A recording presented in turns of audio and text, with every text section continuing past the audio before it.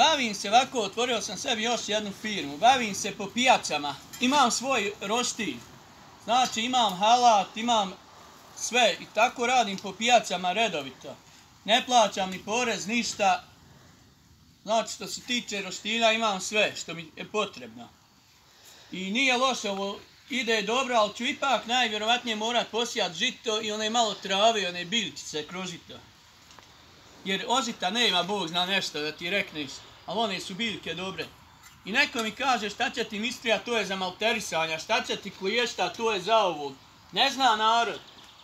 Vidiš, mistrija da je za roštilja se ubila i kliješta.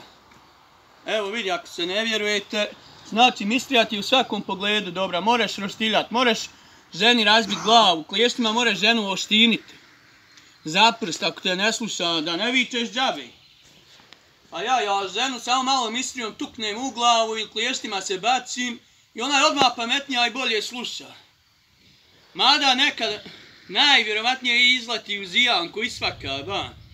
To ti je, ako je ne krešeš dobro i ne vičeš, odek priko ograde, odek komši, ista ostruga je moja žena.